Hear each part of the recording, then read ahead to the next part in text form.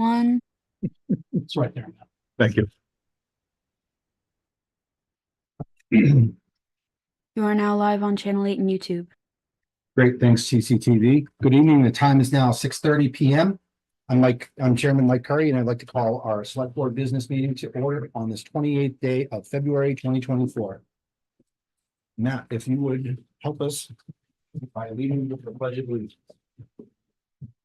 I pledge allegiance to the flag of the United States of America and to the republic for which it stands, one nation, under God, indivisible, with liberty and justice for all.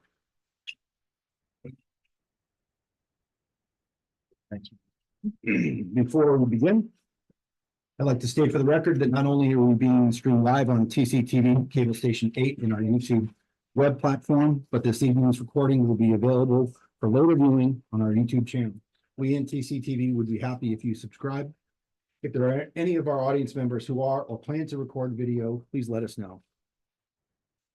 We do have Julia's out, but we do have a quorum for this evening. As always, our agenda for this evening is publicly available at the official source for town information, templetonma.gov. There you may sign up for alerts for all public meetings, as well as our town administrator's weekly report. I would also encourage those who have not signed up for Code Reds to do so via our website or by calling 866-939-0911, as this is the primary method for engaging with the public for important information. Although I have the discretion as chairperson to add and remove from the agenda, it has been set to allow for time, personnel resources, and public awareness. I reserve to move the agenda items around to best fit our business and guests. Excluding board minutes and comments, we have 9 new items on or 8 new items and 1 old item on the agenda this evening, with an estimated meeting time of less than an hour and a half, exclusive of an executive session we do not have on this evening. This is your first select board meeting. We are glad that you joined us. We are proud to serve the community and will address tonight's business with patience, fairness, and efficiency. We would ask the same from our guests. Let's have a great meeting. We do have a couple on. I will add just a couple of things for our Zoom guests. Rules of the road for Zoom. They're doing a great job right now. You don't have to put it on video unless you have business before the board. Please use the mute feature when not speaker. If you would like to have material shared to the screen that we may be using here, you can request that through the chair. Great.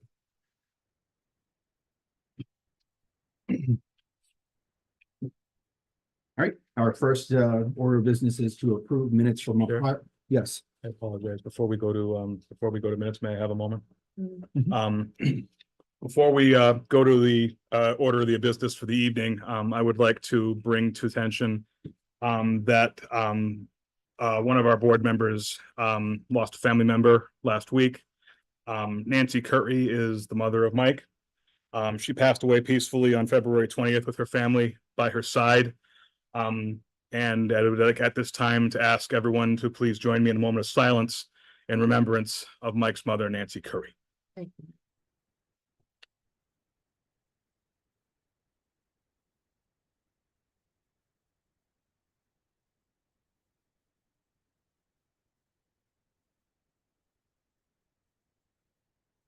Thank you. Mike, I hope that I say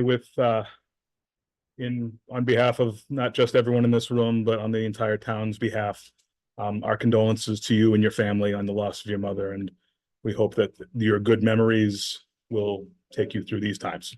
Thanks, Matt. And I'd like to thank the board and the town for the flowers that they sent. Appreciated. Thank you.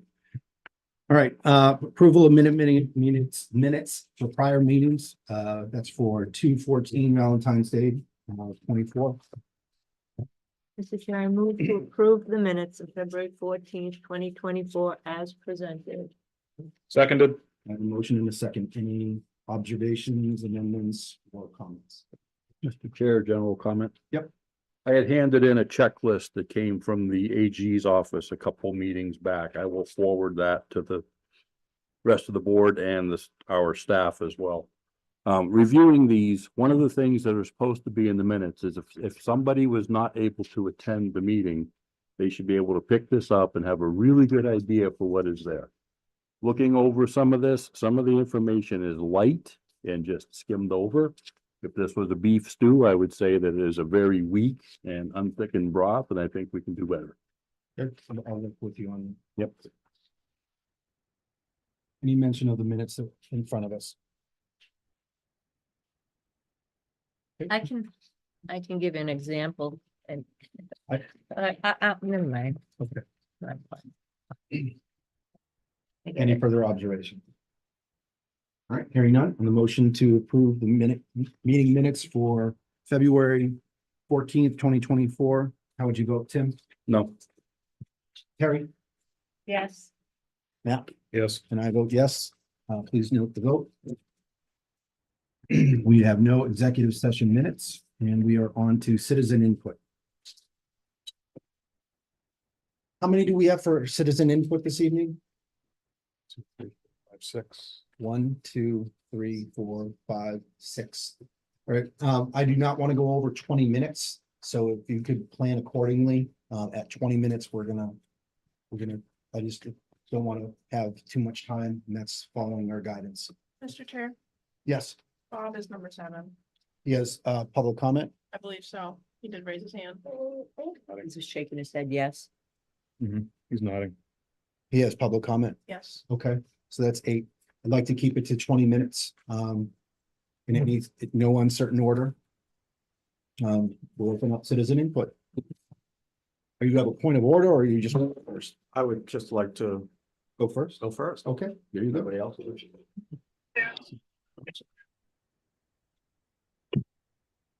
Good evening. Good evening. Sorry for your loss. Thank you. Steve Castle, Director of TCTV and the Cable Department, 116 Pale Factory Road. I'm also speaking on behalf of our staff and as a concerned citizen. Okay. By the way, we have a new episode of TCTV News and an Inside Templeton with a peek at the Grange Hall if you want to look at it. So I wish to address a topic that may have been lost in our lively discussion here on February 14th regarding TCTV funding. Some in our community may not realize this, and it's easy to overlook. TCTV, Montechusett.tv, and our digital lab are economic development tools. They are ready for action. TCTV's audience is Templeton and our friends. Our YouTube channel already has 44,000 views a year. We have an audience that businesses in and about Templeton can use to promote themselves through sponsorships. As outlined previously in our business plan and other presentations, the cable TV department needs to develop our operating capacity to pursue, enact, and execute on generating the revenues that are going to be required to sustain our services. Montechusett.tv's target audience are the 250,000 plus residents of our region from Littleton to Orange. Montechusett.tv promotes culture and events throughout our region, and anyone can do in our area with it. This was created with a grant from the Mass Office of Business Development to provide a digital platform and help local businesses build resilience. This too is a form of economic development that we are already providing for our community. We missed a platform like this in the early dark days of the pandemic when restaurants needed something like this. We didn't have it. We're kicking ourselves for it, but we didn't have a chance to get it up by then. So this is nothing new and revolutionary. By the nature of our work, all media entities are economic development engines. And this is what we're missing without a local newspaper now. I don't think we realize that because we all grew up with it. You know, it was a given. And now it's gone. Local advertising generates commerce and trade. These information and business catalysts have gone missing from our communities today. We are taking up the reins in Templeton and our region for economic development and providing platforms for our community to do so. Our digital lab, which you will learn about more later, exists to attract people who are interested in utilizing media, today's latest digital technologies, and the arts. It can serve as a workforce development tool to provide better employment opportunities in our area, help transition younger workers and leaders, and attract companies to our area with a higher tech workforce. Bottom line, TCTV, Montechusett.tv, and the Digital Lab will make Templeton more attractive for businesses wanting to locate here. We are an economic development tools. We already have the makings of an economic team in place to execute on this. We have worked diligently to arrive at this point where we can do this for our community, and it only requires your investment to see it through. I encourage you to embrace this opportunity to invest in our town's future by funding the cable TV department at the necessary levels as we have requested. Please help us to help you. And I say this to our entire community. Thank you for your support. Thanks, Steve. May I give you copies of this? You can just, it's a Jackie and Michelle. Okay. You're on. Next for citizen.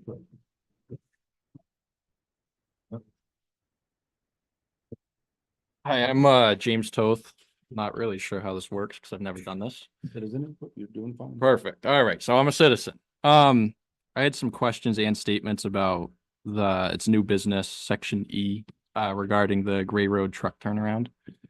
At one point, the town trucks were allowed to turn around at the very end of the road, which is 283 Gray Road. It's just past Mr. Rivard's house, 270. But that was under Alan Mayo. And there was a verbal agreement that the town would just repair the driveway. It's a dirt driveway in front of the barn. That was the agreement. They could turn around, repair the driveway in the spring. When Bob took over, that ended because he wouldn't repair the driveway. So that's why the trucks aren't allowed to turn around down there anymore. With, this happening at 270 Gray Road, or the thought of it happening, it really can't, because that would put the Rivards in violation of their deed restriction. I'm not sure if the town's aware of that or not. So I want to know, is this going to happen? Is there a way we're going to resolve this? There are options. So when we get to that, I'd just like to kind of focus on that there are issues with the plan as it's written at the moment. Okay. So All right. that's all. Yes. Just because you asked in the beginning, you weren't sure how it works. Yeah. You gave your citizen input is for whatever citizens want to bring to attention, Okay. whether they have questions that that the board has not addressed or otherwise. Okay. So I guess my main question would be, Well, no. Okay. Well, so if we can answer the question simply, then Okay. we wind up doing it. Right. But like you said, it's an agenda item, so we're not going to talk about it before we talk about it. yeah, So so, you just kind of have to wait. Just for wait for it? that, All right. But at least, you exercise your right to. perfect. Perfect. All right. Thank you. You're welcome. Thank you. Next for citizen input.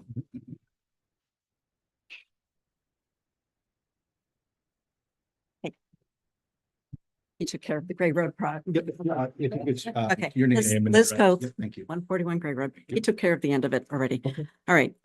So I went online looking for the wage and compensation report that was done last year by Mr. I can't think of. John Jacobs. Yes, thank you. It's not online anyplace. I can't find it. I went searching for it. I can't find it.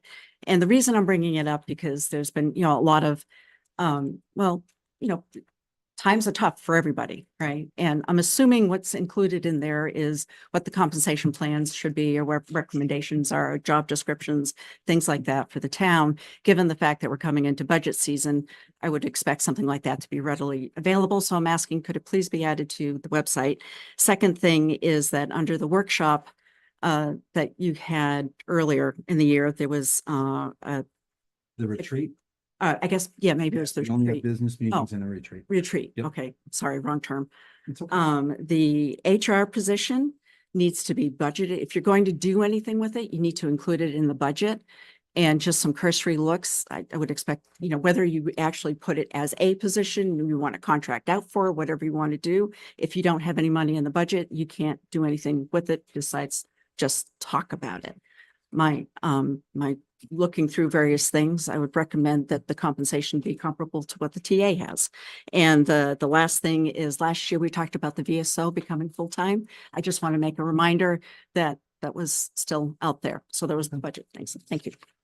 Yeah, so, sure. All right, thanks. Next, citizen input. Excuse me. Good evening. I have reading material for all of you, so I will be pretty quick. Okay. It's a lot of stuff, We're but trying to it'll get this done within it'll be- it'll be 20 fast. minutes, but we're actually doing great for time, so that's good. And just if you could. Jeffrey Bennett, and as an engaged resident who takes my responsibility as a citizen and a registered voter kind of serious. I have concerns about our town bylaws being followed by the select board as well as the advisory committee. Specifically from August 9th, 2023 through tonight, February 28th, 24. The first one issue is board hearing authority. Under town bylaws regarding a dog hearing, any person can file a complaint in writing to the board that a dog owner kept in the town. The bylaw is specific that the hearing will be held under Mass General Law, Chapter 140, Section 157. There were two hearings. It was actually one hearing held on August 9th, and it was continued to September 13th. Both the agendas and the minutes reflect that the hearing was called under a different section of the law. I know this was talked about. It's reflected in the minutes, and it was called under Section 146. The bylaw call and the state law calls for it to be under the Section 157. So that's a violation of town bylaw. There's no getting around it. The second one is for reserve fund transfer. The bylaw currently states that upon a reserve fund transfer request, the advisory committee shall meet jointly with the select board. Again, there was one scheduled for June 1, 2023. I sent an email to the town administrator notifying him of this. He said, thanks for noticing it. That was not handled by the advisory committee at that time. It was handled at a joint meeting on June 28th. But September 20th, 2023, there was a reserve fund request on the agenda. It's reflected in the minutes, and it was voted on. And it was advisory committee by themselves. Again, I sent an email about the bylaw to the town administrator and the selectmen. So you should all be aware of it. And maybe there's some kind of checklist you should have before when these things comes up, so you keep abreast of the town bylaws. At the dog hearing, I remember there was two residents. One happens to be elected light and water commissioner. The other one was a selectman who spoke, about, are we following the bylaws here? Are we violating the bylaws, referring to the resident with the dog? Well, I don't know how you try to hold people, residents, I hear you. to the bylaw when you don't hold yourselves to it. The third one is special town meeting, November 15th, 2023. It was Article 11. We have a bylaw at town meeting. It says a motion to pass over on the warrant is not entertained until a motion incorporating the substance of the article is before the meeting and at least one voter has spoken in favor thereof, unless after a reasonable opportunity, no voter makes a motion or speaks in favor of said motion. 2 hours, 4 minutes, and Was that annual call that you're referring to? You said. yeah, I can give you. No. I just, which meeting was it? Oh, November Okay, 15th, special town meeting. I'm sorry. Okay.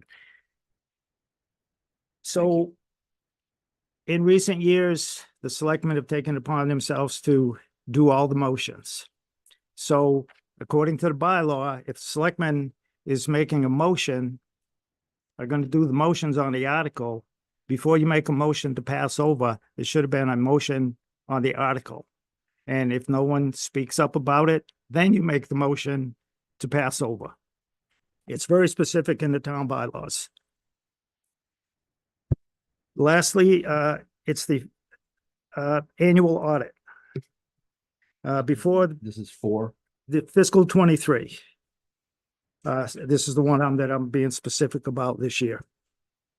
Prior to the Municipal Modernization Act of 2016, which now makes it a requirement of state law that each community does an annual financial audit.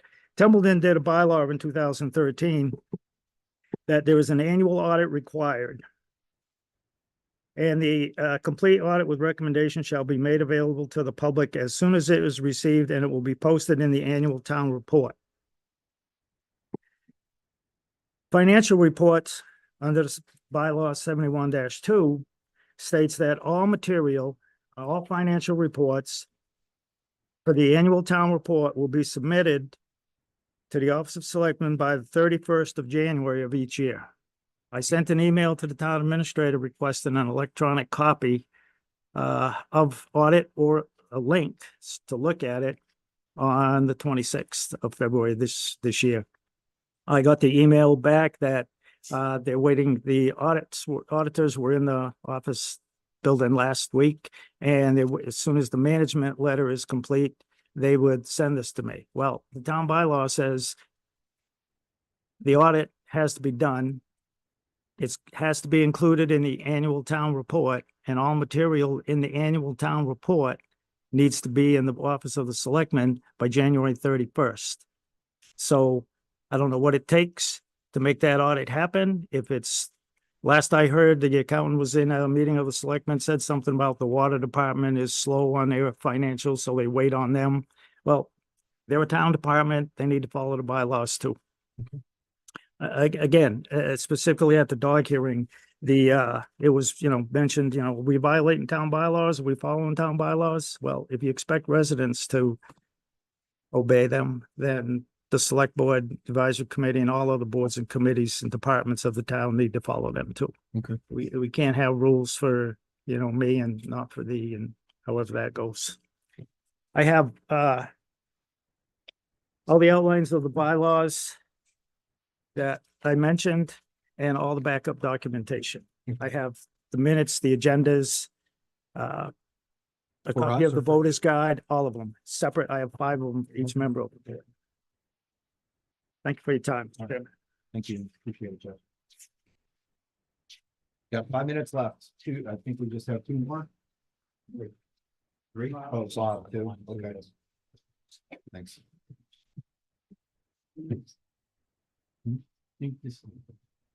Hi, Hi. Candace Graves, the Chair of Parks and Rec. We just wanted to remind you that we have a softball clinic this weekend. On Saturday at 1:30 is the 10U, and at 3 o'clock is the 12 and up. And then registration is open for softball, girls softball, as well as co-ed t-ball. And we have many job listings on the town website. We're looking for concession stand workers and a manager. We're also looking for the laborer for the park and a softball assistant. So if anybody wants to, they can visit the town website at templetonma.gov and our town and look for job opportunities. And that's it. Oh, and we're taking, if people want to register to be a vendor for National Play Outside Day on August 3rd, we're looking for music, arts and craft artists and stuff like that. So they can find that on social media as well. Yeah, at the town website, and especially Parks and Rec on our page, on the commission page. We have a lot of that stuff listed. Thank you. Thanks. Appreciate it. Thank you. Next for citizen input. Grayson Curry, I'm the grant writer administrator. I've got a quick update on the COVID-19 Recovery Micro Grant Program. As of today, we are in the 5th week of the program, and we've received 16 applications so far. We have a little over 30 applications left that we're very excited to receive from citizens. Those are available at www.templetonma.gov on the town news and announcements page. And so that you were saying 30, if A we little over 30, I think about. remaining. Okay. Yep. All right. Yep. Thank you. Any other citizen input? Bob. Good evening, can you hear me? Sir, Yes, we can. I think this is the first time we have citizen input. Mike, Zoom. to you and your family, sorry for your loss. I do have some more great news for the town of Templeton. Last week, we discovered that there was a hole through the bridge deck on Hamlet Mill.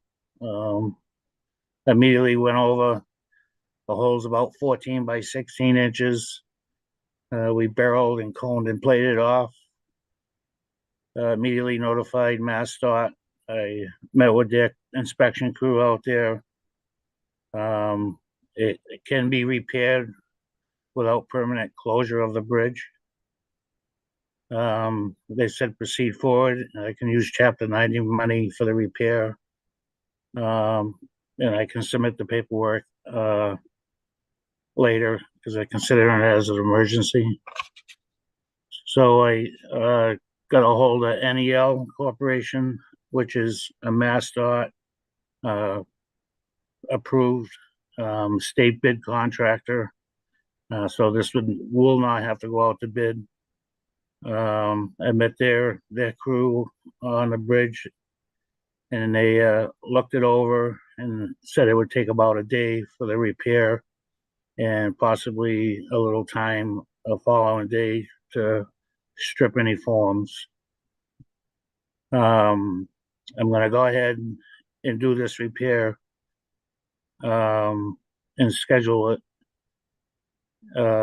The time frame will probably be a week and a half before they're out. I will do a code red on residents on Hamlet Mill, notify the emergency personnel and dispatch in the schools and post office, as well as having the signboards out the day of the repair. Estimated cost for repair is between $27,250 to $31,500. It'd be a one-day repair, and it'll be drivable as soon as they leave that day. I just want the board and the residents be aware of this. I'm anticipating that this could happen again on this bridge deck, and how important it is that we focus and hopefully get this Main Street Bridge going, because the way we're going right now, we could have a bridge that we're gonna have to close and then the other one follows. So I hope the residents really understand on the importance of Main Street Bridge. If any residents have any questioning on Main Street Bridge or Hamlet, they can call myself or Adam. I went over all this with Adam and gave him my plan of attack on what we're gonna do. So I'll be submitting this bill through Chapter 90. The good thing is the bridge will be repaired and immediately opened back up. The bad thing is it takes $30,000 away from our road program. But town really needs to act on getting these bridges fixed so we don't cripple our town. Thank you, Bob. Thanks for that update. It's We're not at a 20 direct question for public safety. Go ahead. I need to know if that bridge is safe for my fire trucks to go through at this present time. Can you work with Bob? Bob, are you prepared to answer that, or can you talk with the public safety team directly after this meeting or post haste? I'm working on those answers now because I asked them, because currently the bridge is not rated. I was on a bridge when I was taking pictures for MassDOT and putting cones out, and I had a small propane truck come over. And you could feel it real well. If it's an extreme emergency, I would go around, but it's not posted at this time. I'm working on with MassDOT engineers to see what Town the rate business, just take this offline and have that safety discussion, but good question. What do you do for time? We're right at the 20. We're good. All right. Thank you, Bob. I appreciate the update and the sentiment. Thank Any you. other input? I think we're good. All right, thanks for everyone. Just the post note there is we try and get through it so we don't, we've been doing pretty well with meeting times. I'm not doing it to be disrespectful to our speakers. I'm just trying to give everybody ample amount of time to get their concerns heard by the public. And thanks for mentioning it, like to ask and say, I haven't done this before, that way, we can help you out. So that was perfect. Thank you. All right. Moving on to administrator comments. Adam. I only have a couple things for the board this evening. Okay. We have the town hall plaque that was installed and we're Saw that. planning a small dedication ceremony. Our office reached out to the Ritter family. We expect his wife and daughter to attend, and also former town administrator Bob Markle will be in attendance. Where we have it tentatively scheduled for Wednesday, March 27th, 2024 at 3 p.m. So folks want to attend. It'll be a nice way that the board voted to honor our town coordinator, Trevor, who passed away. So his wife, 27 at 3. correct. Okay. And We have a meeting that way at that day as well. And then also I'm on track to release the fiscal year 2025 budget book at the select board business meeting March 13th. Okay. And that's all I got for the board this evening. Thank you, Adam. Appreciate it. All right, let's jump into new business. Item 6A, introductions of new employees for part-time dispatchers. They will be at the next meeting, Mr. Chair. Okay. All right, let's jump to appointments. I can see, because I asked him already this evening, we have with us Trevor Fletcher. If you'd like to come up and take the, I hate calling it the hot seat, but that's what we want. I've been in it many times. Trevor, we got your community interest form, and right at the top was Conservation Commission. When you wrote that, they could probably feel that you wrote that unless you coordinated ahead of time, because they've been trying to get additional support for that. Yeah. So we really appreciate you putting that in there, and we're certainly happy to make that appointment if the board so chooses this evening. But if you'd like to say anything to the board or about Yeah. yourself, are you in town here? Yeah, I'm in town. I'm 41 Walnut Street, Baldwinville. And, I'm an engineer, been working for 8 years, been working with this town for 8 years and do a lot of work with the Conservation Commission, and excited to work. I know Jessica's been looking for someone a little bit more stable, and she's been after me for a while, and I had a new son, so I had to hold her off for a couple months, but now it's time. We're a little stable and ready to get going on it. Well, I can tell you, when I moved into town back in 2013, the Conservation Commission was the first Templeton government that I came in contact with. George and a couple others came out and did a site walk, and I was very, nice people, great, welcomed me to the community. So what a great place to start in the municipal side, if you haven't done any volunteering before. Yeah. So we emphatically thank you for stepping up for that. Any board members have any questions for Trevor? Timely. And I agree with Mike. My first impression was Terry Casper of the Conservation Commission. When I moved in, she said, "We'll send you to school." So I'll just Thank echo the you. chair's comments. We appreciate you stepping forward. yeah, grateful, very grateful. Absolutely. We appreciate Hope we get more your stepping forward and volunteering your time. And as such, I move to appoint Trevor Fletcher to the Conservation Commission for a term ending June 30th, 2026. Second. I have a motion and a second. Any further discussion? Hearing nothing on the motion of Trevor Fletcher to the Conservation Commission for the term noted. How do you vote, Tim? Yes. Terry? Yes. Matt? Yes, And I vote yes as well. Welcome aboard. Thank you. congratulations, sir. Thank you.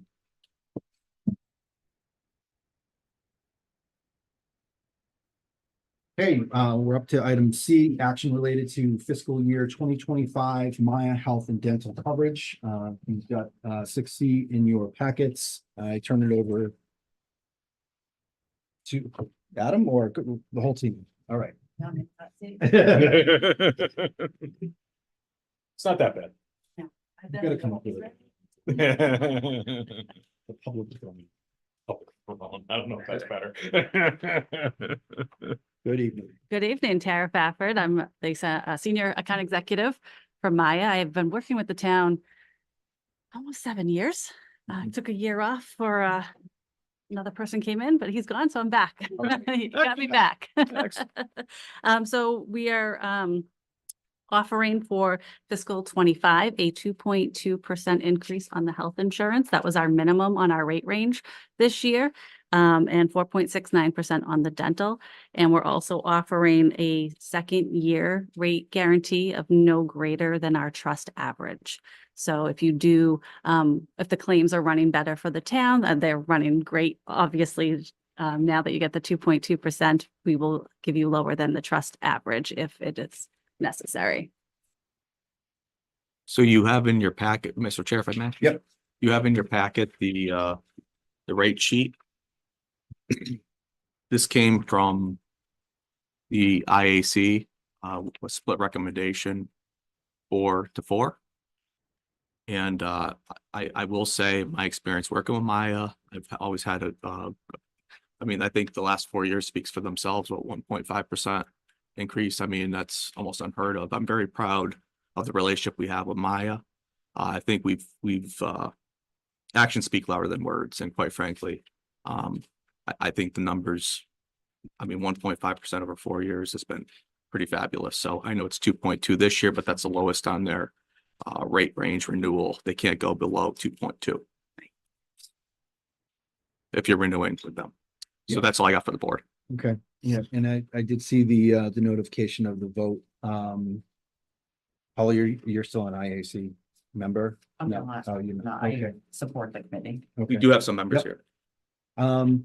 Can I ask for some for board member questions or comments first, and then I'll open it up? Sound good?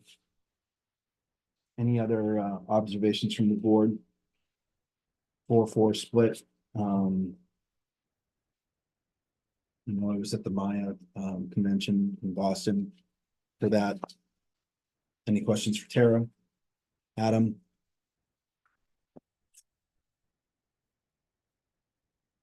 All right, I will open it up, Chief. So I had been on the insurance subcommittee now for probably about 5 years or so. And in the beginning, when I got on with the thought that I wanted to keep the Blue Cross insurance, because that's what I've had. The private sector thought it was fantastic insurance. Through this whole process, you know, I've learned a lot.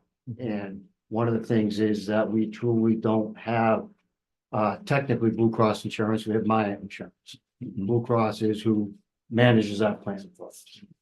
So working with a gentleman that helps the insurance subcommittee from the town, working with the town, you know, we've tried to bring the cost down quite a bit over the last few years. And last year, we almost got to the point where we went with another company instead of MIIA, and it was a split vote at that time as well to do that.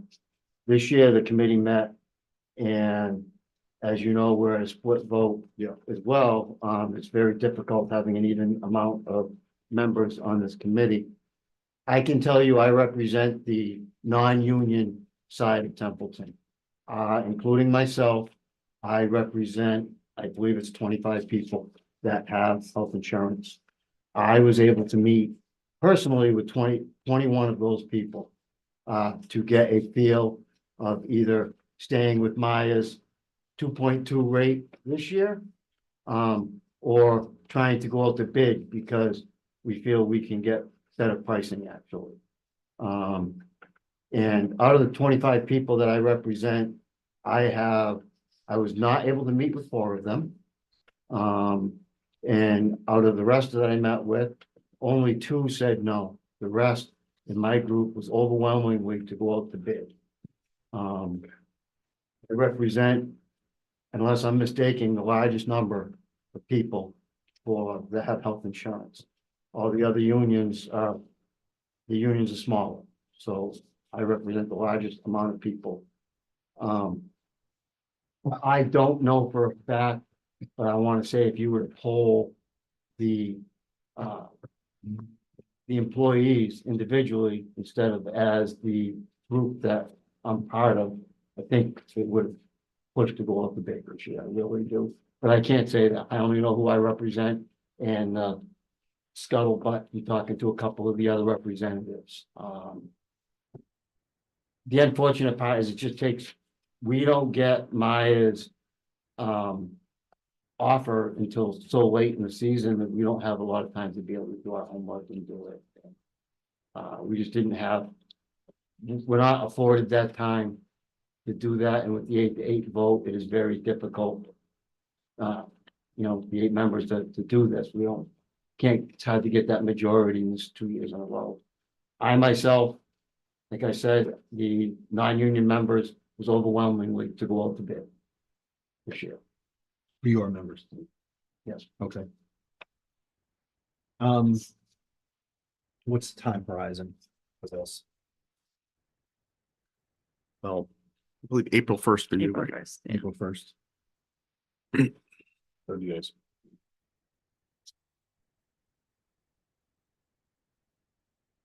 Can you give any other characterization for the 4-4 vote? Because I'd be interested in what some of the discussion was. So last year, part of the problem we had both MIIA and we had one other group, Mass Strategic, come out. Mass Strategic has Harvard Pilgrim managing their program. And we were only able to get them to meet with the committee itself. We didn't have the time frame to get enough of the information out or have MIIA and Mass Strategic meet with all people that get the insurance to answer the questions. So there was a lot of third-party information going around as we tried to tell the people we represent what the problems were or what the solutions were, good and the bad. And a lot of it was, everybody last year was worried about, does my doctor take Harvard Pilgrim, right? And so they didn't want to make the changes because they didn't know. We tried to answer those questions, and we wanted to get Mass Strategic out earlier in the year, but we were told that MIIA's offer was contingent on us not going out to bid. So if we went out to bid, that offer was going to be null and void, and it was going to be a 3.5% increase this year instead of the 2.2. So I can't speak for the other unions, but I explained that to all the people that I represent, and they were all in favor to at least go out to bid. We tried. We wanted to bring in them. Mass Strategic, Narragansett Regional High School, we've been trying to get them in a group with us for a few years. And they were in another group that was having massive increases in their insurance. They're joining Mass Strategic next year at a 10% reduction on what they had last year. People are seeing reductions. I just can't guarantee it. We haven't had a chance to go out to bid to see it. And we haven't had a chance to bring all the proper information to let MIIA and Mass Strategic talk to those that are affected to get their questions answered, to make sure that is their doctor, is their provider for this, is this covered, is that covered? The information that we've gotten from Mass Strategic as a group is very promising. Their senior policy is nationwide, where MIIA is not. And Terry, if you need to jump in at any point, you just let me know. Okay, yeah. And again, we haven't been able to sit and love to hear MIIA again, but we want to have apples to apples communication between them and Mass Strategic for all the people that we're representing. Got it. And we're not able to, in the short time, we weren't able to do that. And like I said, what we were told is MIIA's offer was we don't go out the bid. So if we tried to do that this year, the bid went from 2.2 to 3.5. So. We've had a great partnership with the town. I think our wellness grants I think we're in the middle of a wellness grant right now, asking for more to assist with the issues that have come up. So I think MIIA has partnered great with the town in our offerings. We've kept you guys have been at the minimum for our rate range for the past couple of years. Our retiree plan is nationwide. We do offer MedX too on the Blue Cross platform. So it is a national, as long as the provider accepts Medicare, they accept the MedX plan. It's nationwide, and you can kind of go outside of the country too with it. But I wasn't part of the last year's portion, so I can't speak to that. Got it. But we try to partner and make the best offering for the town, and even by offering a 2-year commitment, which we don't do that often, Right. to help out the town and make sure the budgets are secure. And the offer that's in front of us is again, still April 1st. Yes. All right, so we've got a dissenting vote. I've got town administrator, unless I put words in your mouth, you are in favor of. Well, I Your would say that I recommendation. support the decision of the board, but also we've had a good relationship with MIIA. Okay. I mean, Yeah, I know we've had a lot of strategy over the past couple of years to be able to find the characterize it as like the easy way up, but the lowest impact with the most service. Are there materials for the IAC? Are there minutes? All I have is the quote in front of me. If I've got a split vote and it seems like there's a little bit of electricity in the air about it, I would want to see why was it split other than what was presented this evening. Are there any materials? Are there minutes or anything? I don't know. I mean, I don't think, I'm a member of the committee, but I don't think minutes, I don't know who does. It's been quite a while since they've been put on. I'm checking my town government. And I don't see them out. they're not subject to open meeting law. Okay, they're not. All right. So there's no materials from it. Well, the only materials they went over was basically they didn't even have that in front of them. Okay. So it was just a discussion. We're given the information on the MIIA offer and we talked about Mass Strategic again, but we don't have any numbers for Mass Strategic because we weren't able to go out to bid. We're talking on last year's information and on the ability that Narragansett, the money that they're going to be saving on it. And at our discussion, it all goes to the fact that the committee members, we all represent other employees, other groups, and those representatives are to go out to get the vote from their people. Myself, I spent almost 2 days away from my department trying to talk to every non-union employee that has health insurance. So I could get their view, not just put out a mass mailing and say, hey, this is what I'm looking for, tell me yes or no. I went and gave them the information that I was given and came up, like I said, with the list of so many people that voted yes to go out to bid. I can't speak for the other unions because I'm not part of their conversations. So I don't, I have a good idea of which union voted for which, but I don't know their voting policy or what. Matt. My biggest question here would be,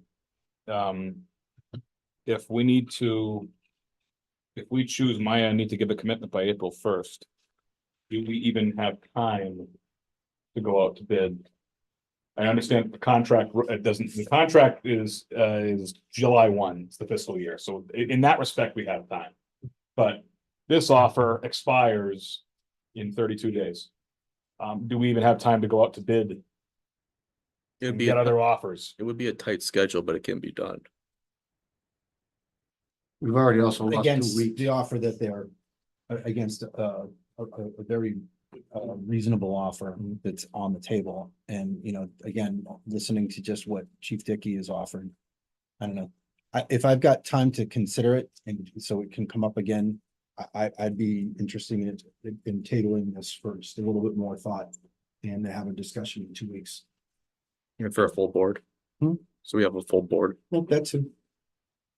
I'd make the motion to table this item until 13 March 2024 and bring this back for discussion at that time. Great. I have a motion in a second.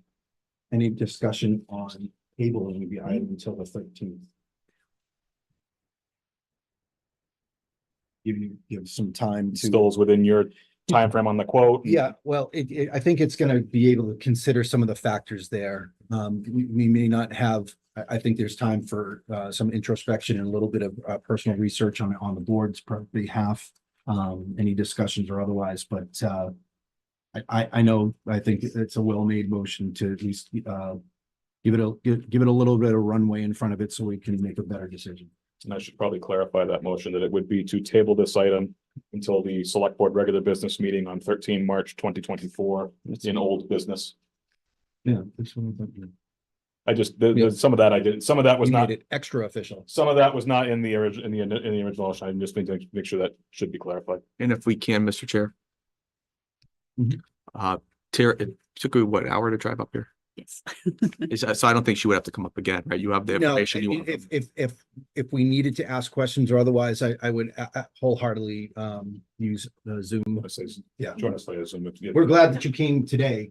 we thank you for yeah. that. Okay. Any further discussion on the motion to table? Hearing none on the motion to table to the 13th, how do you vote, Tim? Yes. Terry? Yes. Nat? Yes. I vote yes. Okay. All right, Yeah. thank you very much, Tara. Thank you, Tara. Thank you. While we have Chief Dickey here, I just wanted to ask if you mind if he mentions he has a new full-time firefighter and that he won't be able to bring him to a meeting because of his training. If you don't mind, if he just let you know while he's here, because we're supposed to put them on the meeting and he won't be able to. I have a new hire. Okay. I should be, Okay, having Should the have board been on the be agenda. introduced to. He is in paramedic school right now. Yeah. And he is busy every Wednesday, at paramedic school. His schedule will be changing late May, early June, and I will be able to get him to a board meeting for proper introductions at that. sure, okay, accept that. I just wanted to make sure the board knew, so Okay, we're just not putting them on. all right. Good. All right, we are up to item D, action related to Digital Lab Partnership Award, TCTV. Hi, Chief.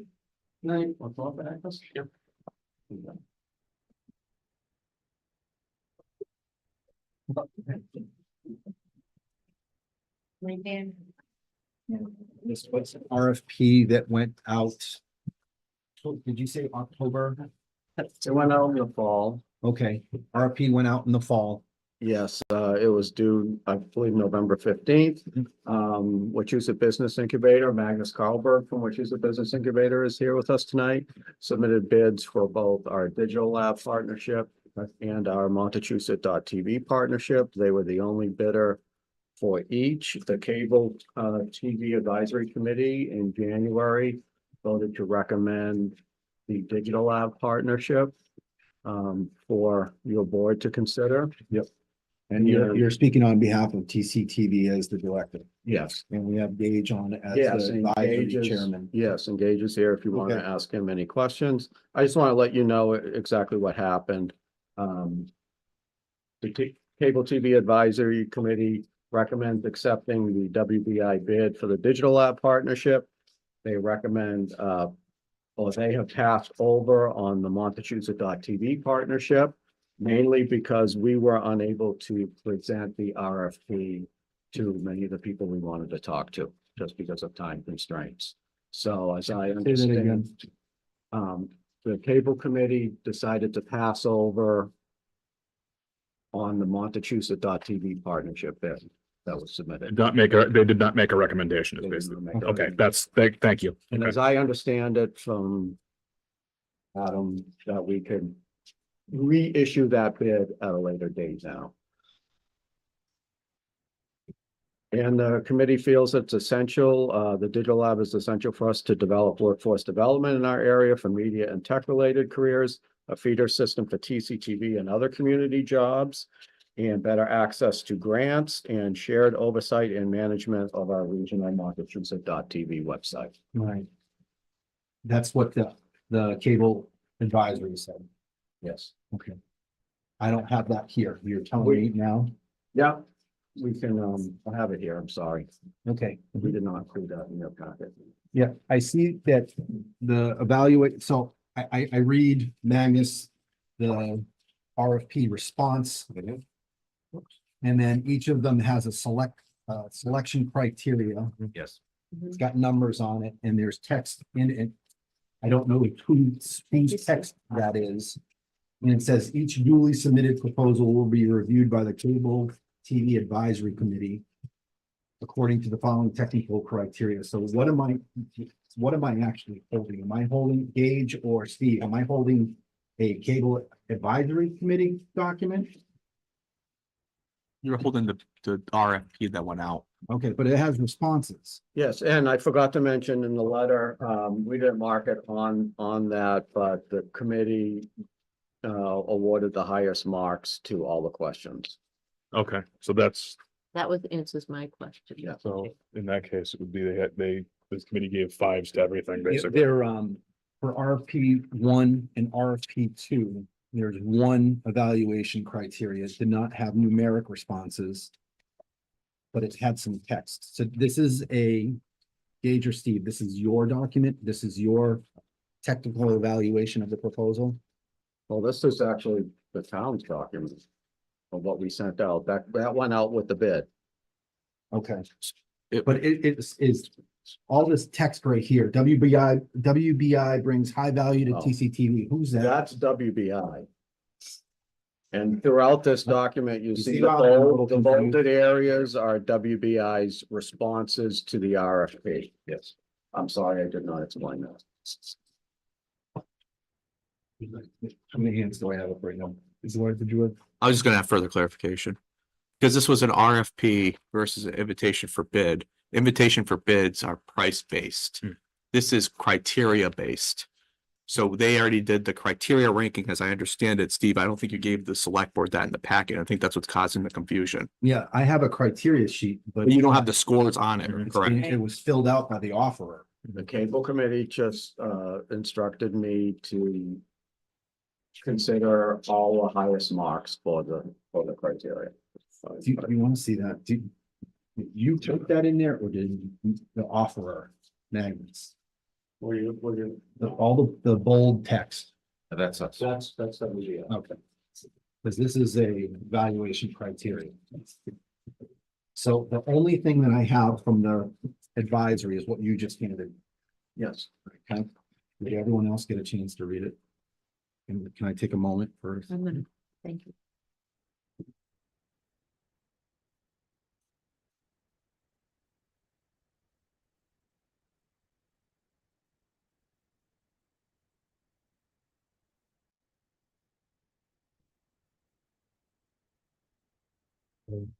Mike, while you read that, may I? Yeah, sure. Okay, so to my understanding, based on the letter that you've presented, which please make sure that the select board, the staff gets a copy of that so that can be included with the minutes, please.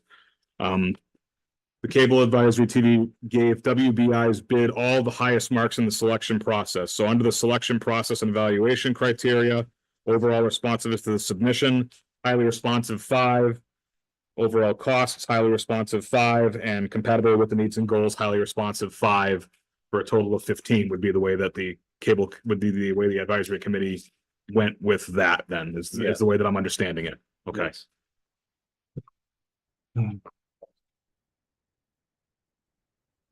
Matt, excuse me, Mr. Chair. Yes. Through you. Matt, can you repeat that? If you look at the first of the proposals, Right, I just. page 7. Yeah. Okay, there is selection process and evaluation criteria. There's 3 items. The first one is overall responsiveness to the submission. Based on the letter that was given to us by Mr. Castle and the Cable TV committee, they say that they gave highest marks in the selection process for everything for WBI. So for all 3 of those categories on page 7, they all would have been 5s for a total of 15 on that, on the selection criteria. You have a question? Yes. So there are two, there are two bids here, right? One was for recommend the acceptance, and then the other was not, was to pass over. Yes. Same company? Yeah. WBI. So one is, And we One. intend to resubmit or redo an RFP for the Montechusett.TV partnership at a different time, and we can present it properly to potential partners. So to clarify, we should, at this point, the second of the 2 proposals, it is not under consideration. Well, that's their recommendations. We're still going to consider them. They're in our packet. You know, if that's what's on there. You're and then- second up. Yeah. and the accompanying approved minutes are in, read this. but- Oh, we have those. Actually, you have one copy, right? I can print out more copies and get them. I just didn't see him, that's why. It's just gotta, it should go into the record, Mhm. and be, noted there. All he's doing with that line is the accompanying approved minutes basically records the vote. Their recommendation was, what's there? Let me ask one more. Yep, please, go ahead. Does this come under any bylaws? I don't want to vote on anything if we're gonna break a bylaw. Well, it legally went out as a request for proposal. So what they're asking for, I mean, their question's not, I mean, it's not bad to ask that, but it was legally sufficient to go out. Making sure. I do have a question. So it looks like there is a zero sum consideration. This is a mutual but beneficial. And if I'm using the wrong terminology, this basically comes down to a memorandum of agreement would be the binding. Yes, that's what we would work on next. Okay.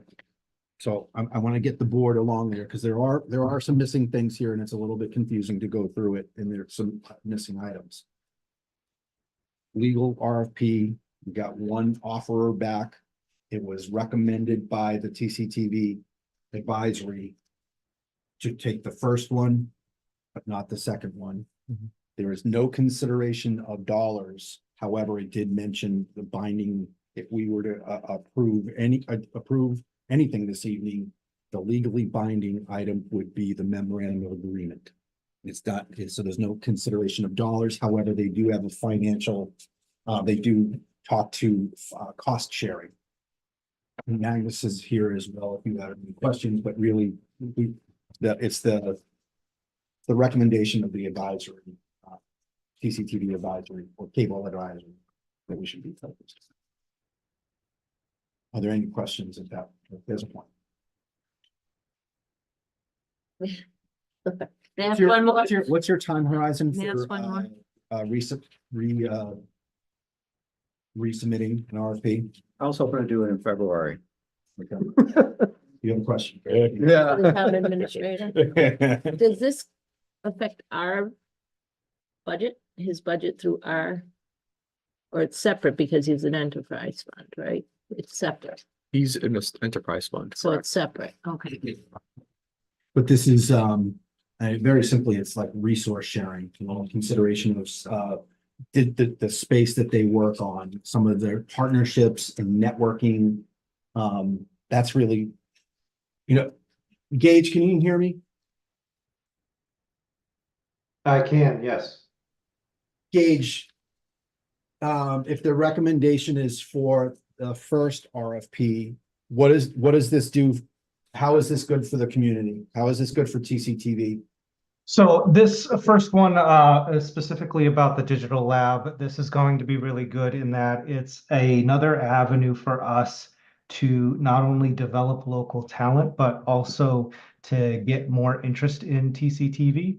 So whereas now where TCTV is essentially just a channel, a website, and a YouTube space, the digital lab expands that reach, expands the capability to educate.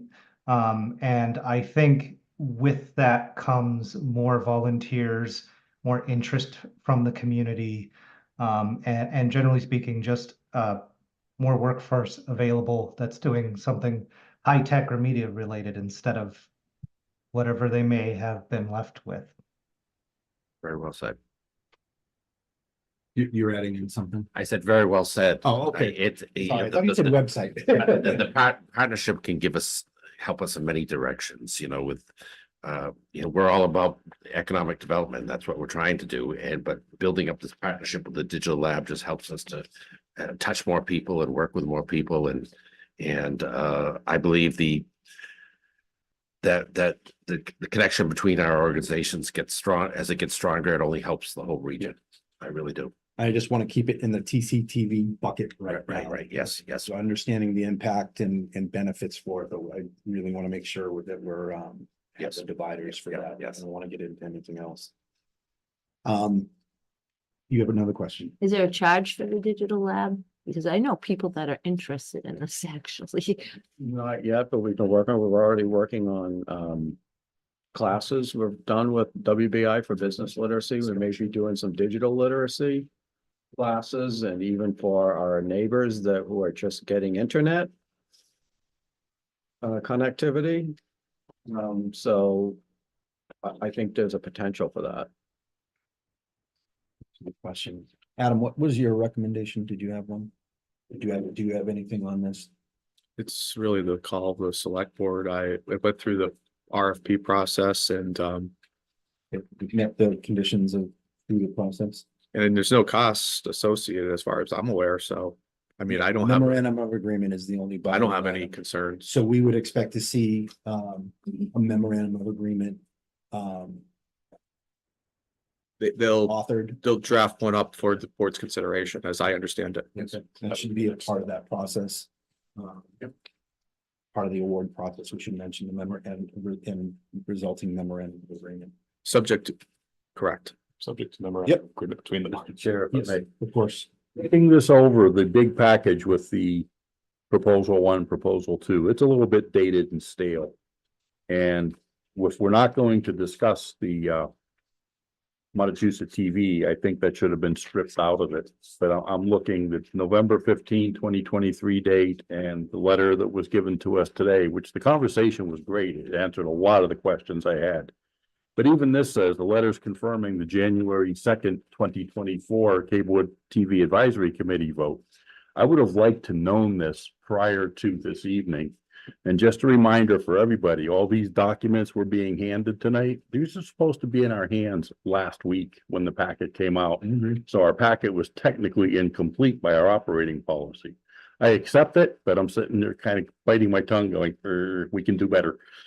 I agree. That's with you, my but fault, and I Yeah, take if something's not in there, I don't automatic, like there could be a variety of different reasons why we don't have it. In this case, I mean, Steve's taking ownership for not having it there, but that certainly would have been, if we didn't have that, that would have been one of the major considerations I would have had. And Steve, I'm not throwing a rock. The criteria says that they have to have it.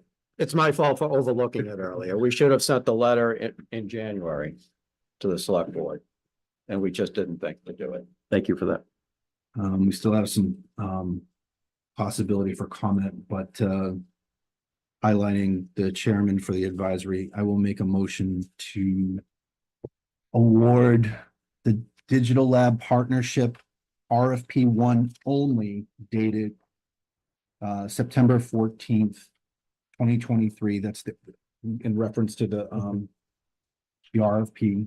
So to award RFP only for the September 14th bid in the Worcester Business Incubator proposal pending signing of the memorandum of agreement as specified in the RFP or in the offer, I should say.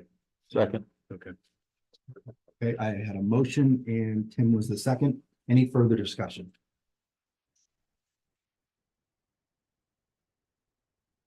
Just going through the process, there's a lot of language in this. There's a lot of technical things, terms that we're just not, they don't roll off the tongue. So you got to work a little bit harder to be able to explain that.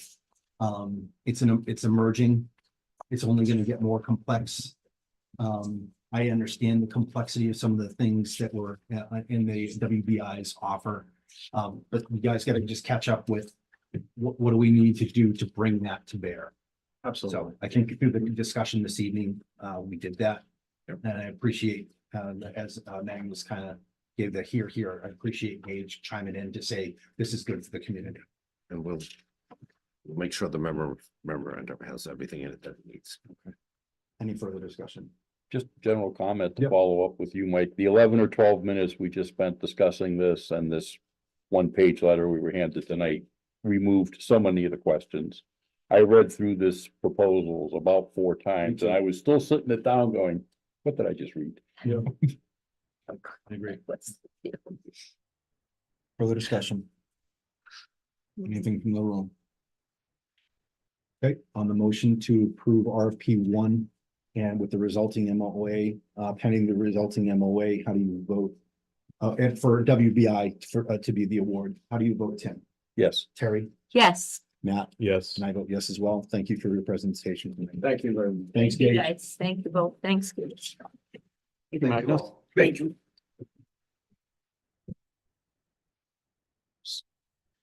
Okay, next on the agenda is item E, action related to Gray Road Town Truck Turnaround License Agreement. Mr. Chair, Yes.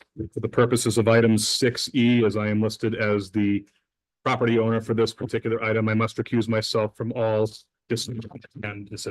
Okay. I could save you a walk away. I'd like to make a motion that we table action item E to a later date. Town administrators, you have a later date? You want to do 2 weeks, 30 days? Well, this is, we're having some snow operation matters, Well, you don't have to go into it. I'm just. correct, but it's also town council's involved with this as well, so it's not That's as, the purpose. thank you. I'm in the middle of making a motion, but we will have discussion on it. So the motion is to table to at least the next meeting, pending any legal review required. Second. Okay, I have a motion and a second for tabling the item. Any further, any discussion? Board first. Just the question that Mr. Toth brought up, the deed restriction. Did he just say deed restriction? This one. Well, that was in citizen input. That's where we're at now, but I need more information and I think there are others. That's not to say that we're trying. Hey, yeah, It's true though. careful. I know. But we have a process and we don't have the information and this is it's an immature subject for the board to discuss. That doesn't say that it's not highlighting a different direction. It's just saying we don't have enough to be able to have the discussion this evening. On the motion to lay on the table until at least the first, until at least March 13th. Any further discussion? Just one, is Adam mentioned it's gonna impact DPW, is that what you were saying? When did he just sit there? So we Just just said it. start. Okay. But Well, I mean, should we not get any more snow? I mean, or we should be okay. Give us some time to deal with the issues we're dealing with on Gray Road. I wish Bob was here to explain them more because he's Yeah. dealt with it more himself, so. Okay, but that was a valid question because it might lay on the table. It has to do with time. Can we afford to lay this on the table until at least the next meeting? Better phrased. Okay, I would say that's fine. okay. Okay, that's great. Any other board member? On laying on the table? I'm in favor of laying this on the table because there are many, many other questions and the way I'm viewing this sitting in front of us, a lot of the questions have not been answered, addressed. Okay. Okay, We need more info before I get to actually take an action on this. I agree. Good for board members. Mrs. Toth, did you have something you wanted to add on laying on the table? Yes, I believe that this whole thing was premature. That there was items that should have been discussed before this even went as far as this has gone. Okay. Whether that's appropriate for this topic, I don't know, but there's a lot of backstory that if any money has been expended on this, I truly believe was inappropriate because it had not gone to the board to say, tonight's meeting, in my opinion, should have been, we have an issue with what's going on in Gray Road. Okay. Not this whole thing having gone to town council. Nothing should have gone to town council, because if conversation had taken place, Yep. there's a lot of things that would have come to light that I would like to discuss, but I don't know. Yeah, I certainly am not, as chair of the board and following, whether it's personality or what my handbook is, to try to assemble the right discussion and to have the right things in front of you, as we just highlighted in our last item. I don't think that we have what we need to be able to speak about it until that time, hence my motion to table it. But I think I just repeated what you just said. But as the chair, I do pay attention to that to make sure that if an item is mature enough to be able to be spoken about. This has the appearance of having had a conversation and decisions that were not in a public forum. Okay. This is what it has. This is not the first time this has taken place. But still you would do some, I mean, work goes on within the community. If there are just, this is the policy making section. There's work that goes on prior to that, so it's not like nothing. Conversations don't start here. They start within the community and they percolate up for a decision or otherwise. But I understand what you're saying, but you're saying man hours were spent. Man well, hours, yeah, we do stuff all the time. more than just man hours, the number of pages that were spent and the content of those pages is no different than the verbal agreement that I basically had with Alan Mann. And now instead, what was proposed is expenditure of time, money that's already been expended with town council, right?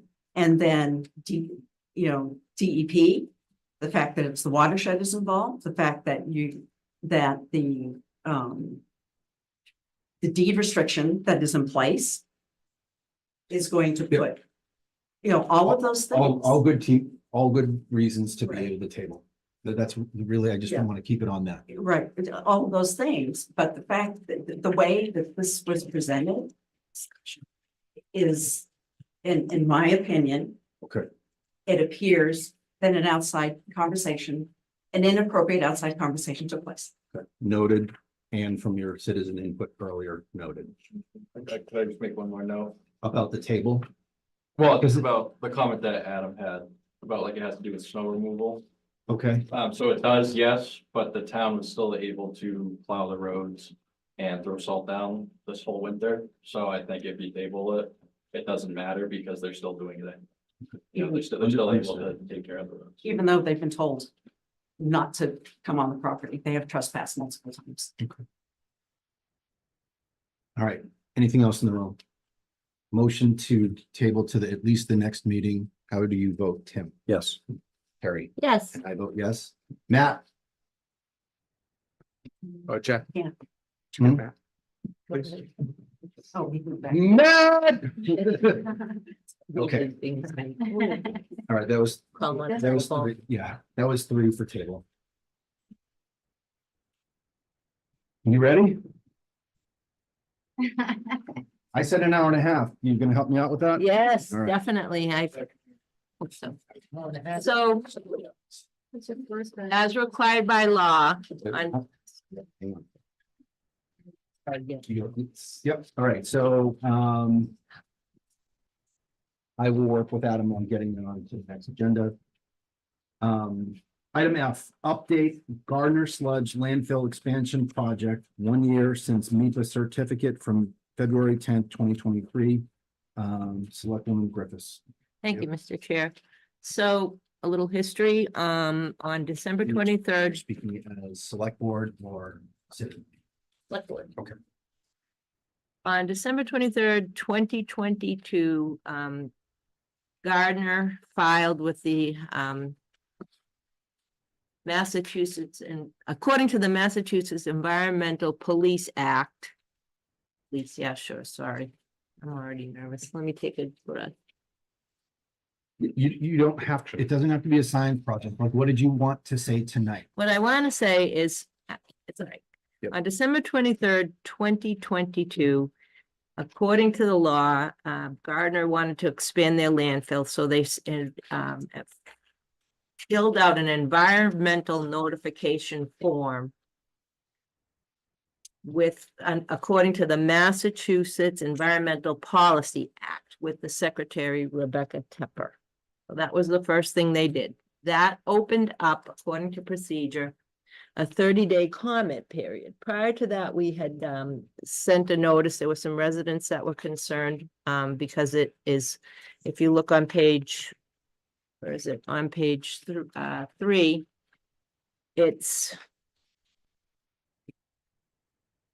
it's estimated 1,500 feet west and south of the Otter River. So some residents were concerned. So we sent a letter, we never heard. Tim was chair at the time. So the 30-day comment period, we agreed as a board to send an official letter. It's in the packet. And it's in this, the reason I put the whole thing in it is it, I did. Did you read some? So, okay, so the I reason, scanned, but I did not read. Okay. They're pretty much, I could gauge, I'm sorry, I'm talking. to you. no, go ahead, you could No, gauge. I mean, a lot of the letters were very similar. Mhm. Yep. And there were people in Templeton that I didn't even talk to that were apart from the whole I bubble was up looking that- at where the Yeah, addresses were, yeah, yeah. whether they were East Templeton or not. So the reason jurisdiction imparting, the project is undergoing MEPA review because it requires agency actions and meets the ENF review threshold at 301 CMR 11.035B and 5A. So I won't finish that. So that's the reason they did it. And then if you want to know the scope of what's coming, so because that was voted on, they require a draft, and they voted to, the Massachusetts Environmental, Rebecca Tepper voted to, they have Woodard and Curran do a draft environmental impact report after they read all the letters and the environmental notification form that was filed. So they had to go before the city council of Gardner to get the money to answer. They have to answer this, in this report, there's 5 pages from 10 to 15, the scope of what the secretary found them needing to answer. So if you want to, I won't read all the subsections of that. And one of them is they have to respond to every letter, and that was going to cost them $307,000. So that was in June. The city council approved it. They're still working on it. It's they're going to answer all our letters individually, town-wise, nonprofit-wise. And when the DIR comes out, that'll open up another 30-day comment period. So they've been working on it since June, but they're not finished yet. Woodard and Curran, the engineering firm, isn't finished yet.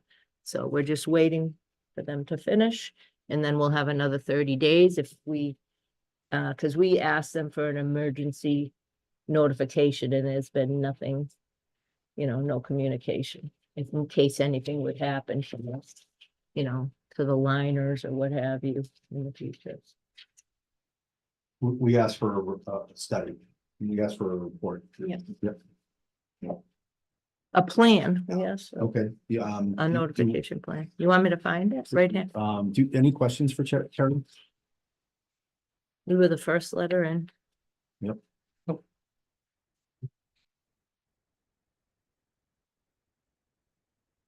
Any questions for Terry? Thank you for the update. Appreciate that. Actually, I do have a question. As we go along, for what the situation is now, which is procedural, right? They're Mhm. answering. Mhm. What is the continued impact? It has Gardner said, hoop's gonna start leaking any day now. Nope. Okay. But we haven't heard anything from them. Nate Adams sent the mayor a letter originally, and we haven't heard back. Just gonna say, because, if I may, Go ahead. I was reading in the stack of documentation that was provided by Selectman Griffiths. It did say that one of the options is to continue as current, which would be not expanding the sludge landfill at Gardner, and it's saying there that gives them 2 to 3 more years before a cap. Okay. Yep. Okay, All right, impact 2 to 3 more right. years. so if they do nothing, if they expand the sludge landfill, from what I read in here, that would give them 17 more years on top of what they currently have. I believe the cap date would be 2041, if I remember correctly from what I was reading. So there are other options in there, but it sounds like those are the 2 they're leaning Right towards. now, there's only, I just wanted to talk to the impact. It's like, it's the so what as we bring something up. I just want to be able there's to. about 18% landfills open right now. Yeah. 80% is switched over, a little more than 80% is switched over to alternative I think the greatest concern really is for the watershed. clean air, clean water, right? It's for the watershed, the Otter River. And clean air. Yeah. I mean, there's Turner Lane. Wells, obviously, because there are residents on, again, you just nailed it, Turner Lane, that are basically your butter, From that are there. basically abutters of the landfill that could affect their watershed as well. No, there's other considerations involved there, not just the time What do period. you mean Turner Street? Turner Street, yeah, Turner Street, sorry, I'm sorry, turn lane. Turner Yeah. Street. Names, like, only have one street with a name in this town. Yeah, go ahead, All right. Terry, thanks for the update. You're welcome. Moving on to section, item G, discussion related to, let me read this out, allowing Terry Griffis to work with Parks and Recreation Commission, Trails Commission, Army Corps of Engineers, Otter River State Forest and Foresters, Joelle, Vautour, and Keith Dinardo, along with CPC and Grant writer in the establishment of trails, trail maps, and kiosks from Otter River State Forest past Gilman Waite to River's Edge in Baldwinville. Terry, kicking this off. Yes, This is a discussion. the reason I brought it up, because I didn't bring it up at the retreat. I had called Keith Dinardo. It kind of started when they came in. The Foresters and John Brule came in when they were doing the silviculture, August 14th, 2021. And I asked if they ever gave tours because I was interested in the work that they were doing out there. So I went out there, and then that led to a lot of other invitations and conversations. And one of them was the fact that there's a spot at Otter River, which Graceland graciously provided you a map for to show that there is a trail back there. So technically, this is the MPRC product. The map is from MRPC. so technically, we're asking for River's Edge past Gilman Waite to Otter River. But in the long run, you can already hike it, and you can hike it from Gilman Waite all the way to Denison and back. The trails all connect out there, and the locals know all the trails. They grew up here, but in conversation with Commissioner Graves, there are a lot of new families out here. There are runners out there.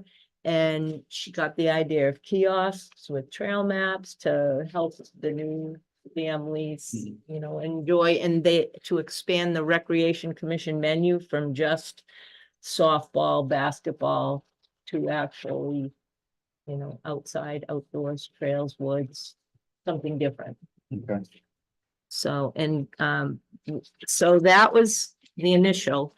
On January 25th, I contacted Joelle Vautour through email. If you want me to submit him, I will. And she was thrilled. She sent us a link to a grant. So that got me even more excited. And then I called over to Otter River State Forest, and I got Brandy King, and she talked to her supervisor, Brad Gallant, who got back to us, who's very interested. And he's the one that said, Trails Commission, Army Corps would be a joint venture. He's Joelle Vautour, the boss is over at Otter River State. What do you work for? DCR? I don't want to misquote. Let me see if I can find it. It is very important to connect the dots for who these people are. Because I think you mentioned Army Corps of Engineer, who owns the land in the watershed Some of for it. Birch Hill Dam, because that's really what the network that we're talking about. DCR. But if you, okay, DCR, good point. DCR, I believe, leases all the property. They're the leasing. So the Army Corps of Engineers leases to DCR. So the ownership and management information is on there. Okay. I apologize for getting it to you later, but so I believe most of it is owned by the Army Corps of Engineers and managed by DCR. Okay. Those are very important points on how to proceed.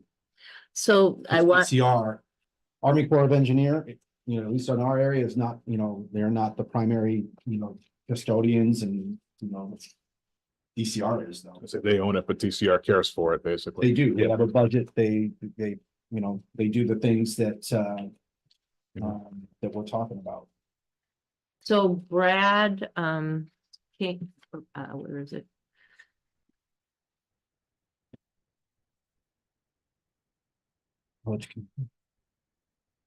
Bradley Gallant, he said, he's the field operations team leader for Otter River Complex, and Brandon King is his direct support supervisor. They were certainly willing to listen to any proposals regarding trails in their areas as a DCR. starting point.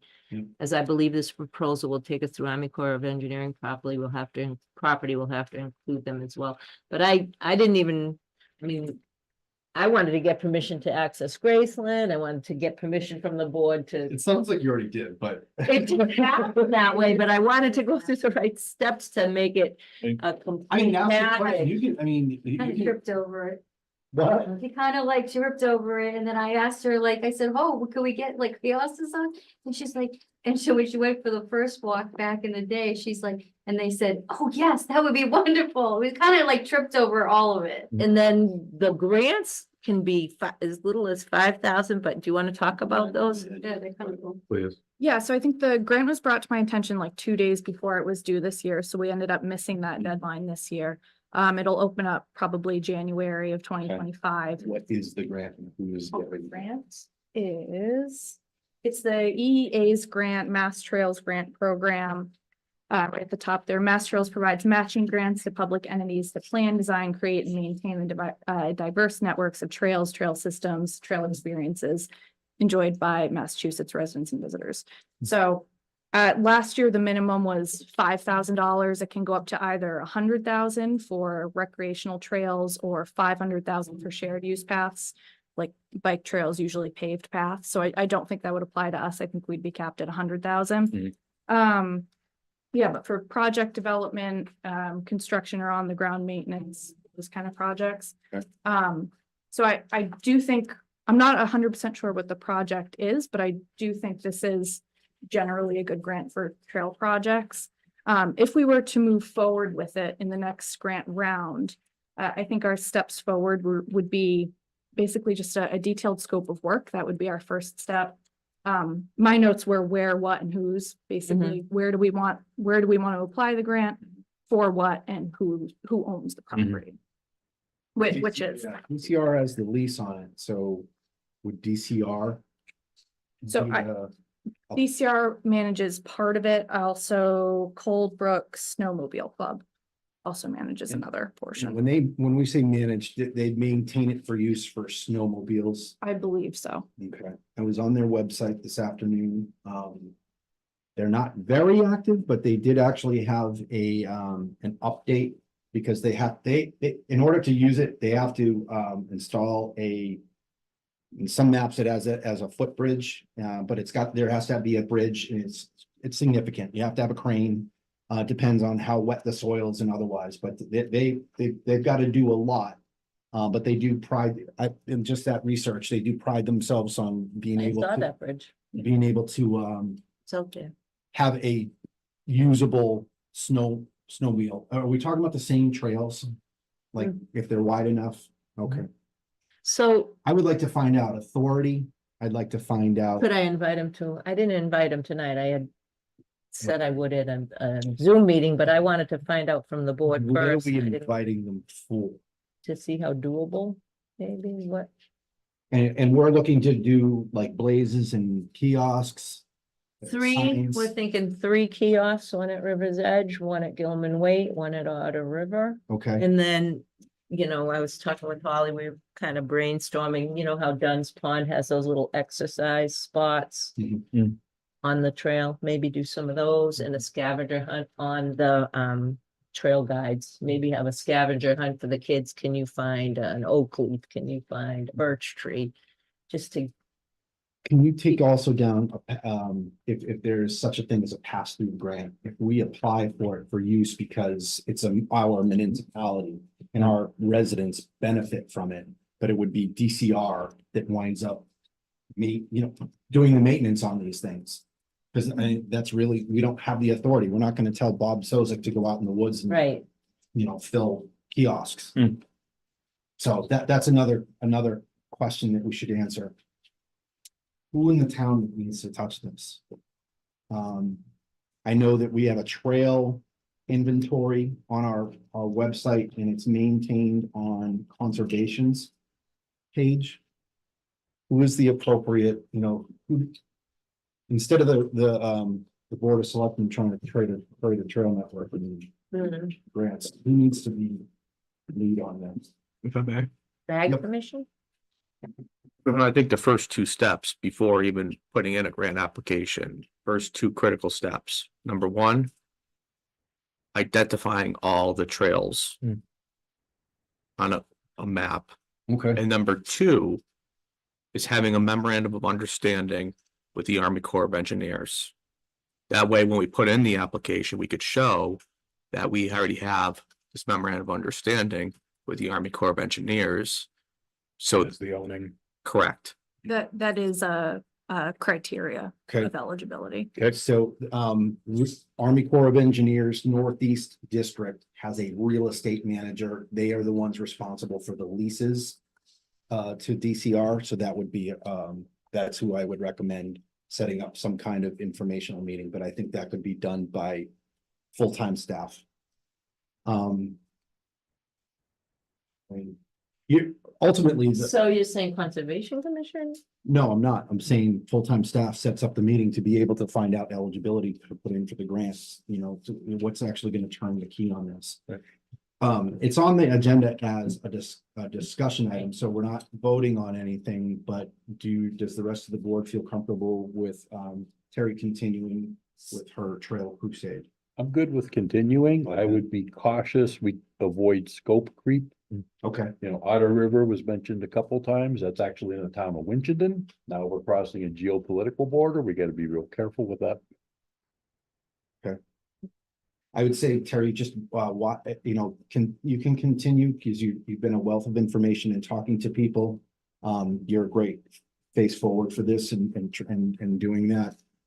Just allow the people to do their work, because I'm worried about authority to make certain decisions on behalf of the board and otherwise. So let them do the things that they're doing, but I don't mind if you. So wait, or No, just with what the things that Adam was talking about and that our Grace are talking about, just stay aware with that. And it's, you know, it's not gonna happen tomorrow, but we could be on the route to realizing exactly what you're looking for out there. okay. I think it's great.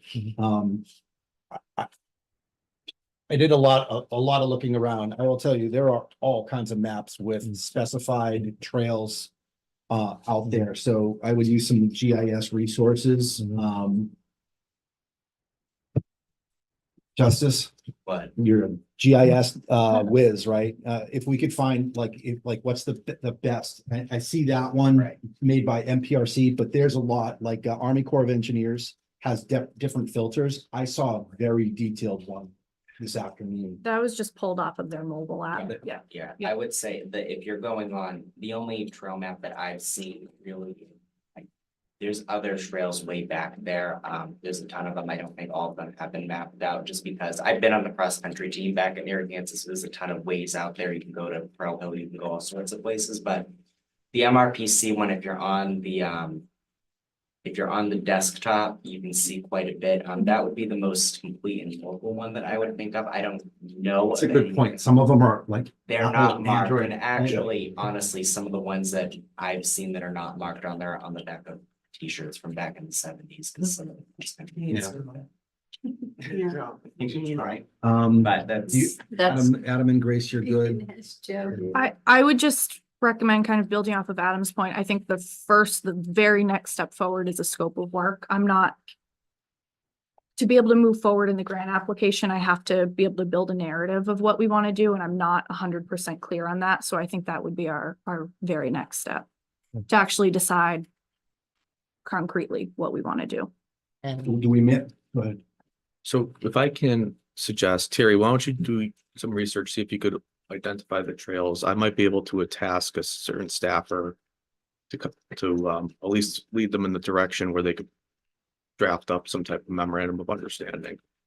Do we manage trails now? Do we manage trails? Yes.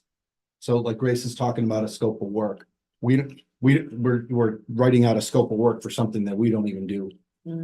Go ahead, Justice. And I can tell you that some of the trails back there, as you're going further south from that map, that's a lot of, some of it is Commonwealth land, some of it is, is Army Corps of Engineers through the United States. Obviously, DCR are the ones who take care of that. But as you're moving out some of the places that I just mentioned, people are allowed to go out there, but those are actually private owners. So you kind of start getting into a lot of people.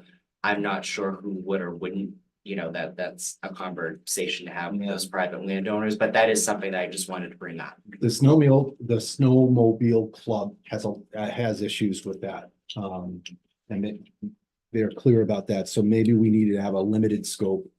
I can't remember if it was Candace or Terry talking about runners or otherwise. If our goal is to, provide, we're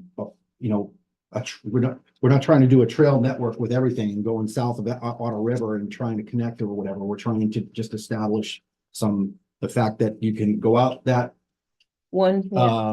river's edge, take a right, and eventually you're going to get to Gilman Waite. And if it doesn't pass over private property, to Justice's point, then that could be where we start. That could be a baseline discussion for scope, but we're not into this. That's why I kind of say the scope may be that we're going to support trail management, but DCR is going to be the one responsible for it. And that's why, they're receptive to it, to say, yeah, sure. How can we expand the trail network? Yeah, and like Justice said, along with that MOA that we would have to turn in with the application, we would have to have expressed acknowledgement that it was publicly available. Okay. Is this unusual for a select board member? Not really. We all run on different things to be on the board for, I know what you're passionate about, so it's not unusual. Your passion sometimes gets out in front of your authority. So I would say, try not to make decisions, let the people that have the action to make the decisions, and you're along the way and you're able to understand what's going on and really be able to understand the process. Okay. Thank you. Adam, sorry, Matt, anything? Just that I see no harm in Terry continuing to pursue this as long as the scope is understood and limited, and that there's no harm in doing the research. Yeah, I guess the it's the best trails are way to already put there. it. We're not Yeah. even trying to blaze new ones. There's no harm in doing the research and taking a look into seeing what can be done. Mr. Chair. Yes. Just one other general comment to Mr. Graves' point, and Graceland brought it up as well. When we get into the ownerships, out in the town of Orange, you can walk around Tully Lake. About 5-6 years ago, there was a change in ownership on the north side of the lake. The right of way that was never really official or any signed agreements, when the property owner changed, they posted it. No trespassing, don't come here. And there was a whole big process that the town of Orange went through to reestablish that trail. So it is very prudent. We make sure we know who has the ownership. How are we doing this? This is one time dotting the i's and crossing the t's up front is paramount. And we currently don't have an open space committee, because I would think they would be a part of a discussion. Yep. I think this comes into a couple of people, It couple does. of committees purview, committees or commissions, but again, let's at least collect the information going forward, start to talk to the stakeholders, see what's possible. Let's try and limit the trail, especially if it's gonna be on private ownership. Thanks, Terry. You're halfway through, more than halfway through. Item H, thanks, Gross. Item H, update relating to advanced recycling and special permits article for ATM. Terry, are you presenting or asking? Asking. Okay. On this one, Terry put a request and I added my budget guidance I sent out as backup for it. The reason why I did that is because January 3rd, Mrs. Weta stopped by my office for her budget review and indicated about the planning board potentially taking some action and submitting some articles, but she obviously didn't have the language at the time. So she requested me for a placeholder. So at this point, we're on track moving forward. You folks remember town council was working on this with us. So they are involved with drafting it. But remember, planning board has our request. They still need to act on that advanced recycling or for the conditions. And should they vote in favor, then it could be with the select board approving the warrant with that article go in front of town meeting. But the first step is obviously planning board approval. Then the select board, when they vote to approve the warrant, and then town meeting would have to decide. So it is on track. It's moving forward. We're almost at the final stages of a draft. So the next planning board is March 12th, and where our next meeting is March 13th. And where it's supposed to approve the warrant on March 13th. March 13th, I will be presenting the budget with your draft warrant. So it won't be on the draft warrant in your budget book. You'll just see placeholder planning board articles on that draft warrant. Who's helping you? Lori provides support to the planning board. Critical. I believe they have 3 articles that they're looking at. So we'll see what they approve, and Okay. but it's in their court at this moment. Thank you. You're welcome. All right, thank you for the update. Hey, I just wanted to take a second. I know that we're usually a little bit more on the ball with comments. Looking up there on the board, Bob May, can we keep town comments into different action? They shouldn't limit citizen input anyway. Noted Mr. May. And another comment to an earlier agenda item, as an employee for the town, I feel is Drew Man 91 didn't identify themselves. But says, as a town employee, I feel as though I did not have enough information to adequately make a sound decision. Couple that with the time frame of the vote, 2 days on top of also working. Okay. We felt the same way and we tabled it. And I That's think that connected back last- to the insurance That last item. one is a normal comment. Okay. Spam. Got it. All right, we're gonna jump to old business, action related to our ARPA police staffing. I believe that's Mr. Lamontagne. I will take this one, Mr. Chair. You have in your packet the email from our town accountant. I had a discussion with her after speaking with her auditors. As you probably are aware, in fiscal year 24, because if we expend over 750K, which I'm pretty confident we're going to be pretty close to of ARPA spending, we will have to have a single federal audit done, which means there's an audit just for those federal dollars that we've expend.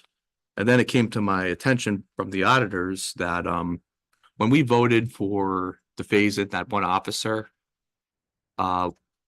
we felt, because when we approved it, those were obligated funds, right? And then we would phase in the officer throughout those years. And they don't look at it like that. Select board approval is not obligation. Okay. It's not a contract in hand. So I have the budget set up for fiscal year 25. We're good because I have it in a 50-50. 50% out of the general fund for that officer, 50% out of the ARPA. So the following fiscal year, 100% of that that officer's salary will have to come out of the general fund, because we can only expend for police salaries up to 12/31/2024. When I became aware of this, I also had a conversation with Chief Bennett and Kelly. Because we obligated, I should say, well, we approved the funds for the police salaries. Just changing the account to police support and equipment should suffice. So let's say if Chief Bennett wanted to purchase a cruiser, for example, he'll be able to do that and have a contract in hand that could be signed off by the auditors. And unfortunately, we won't be able to phase in the officer the way that was originally proposed by the police chief. So I'm just going by what the auditors told me. And there's some adjustments we'll have to make. And that's all I got for on this one. How much money are we talking about still left in that line? It's about roughly, I believe, 180. By looking at another 30. So about 150K, maybe 140K left. cruiser alone, that's That's half 70K. of it.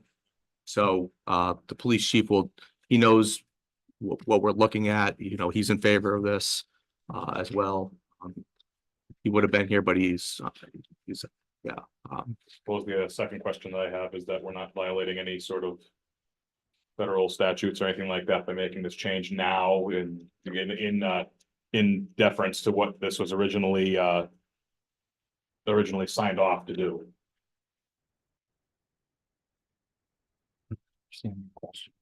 We originally signed off, this was originally listed for police salaries. Right. It was originally signed, not by this board, it was would have been the previous board, before I was elected, this was signed off for police salaries. Are we gonna be in violation of anything by changing this and changing the use of it? No. And we're in. I spoke with the auditor about it. The auditors state that this is. If I may. Yes. You're all set. Matt, you raise a good question. And at this point, we should have had an obligation memorandum submitted to the Treasury Department. This may put us in violation if we committed it to police salaries to try to rename it and move it to police supported equipment. That's my greatest concern. I don't want renaming of one line for $150,000 of ARPA money put in jeopardy whatever million dollars of ARPA money that we still got kicking around out there, because I know that that's something that the federal government could do. Yes. So this is something that's very, very concerning in my mind, that we need to make sure that whatever we do with this,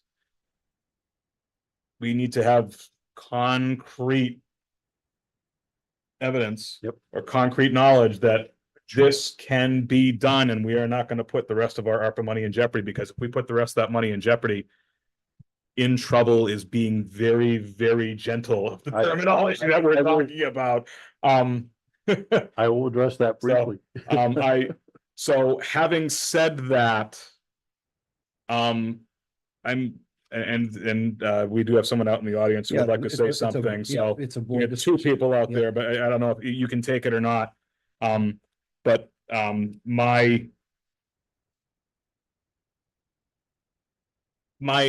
this is action, so I would state that I would move to table this item to a future meeting for more time to do the appropriate research on this, and I will suggest the 27th of March, give it 30 days. And I will make that motion. All right, there's a motion out.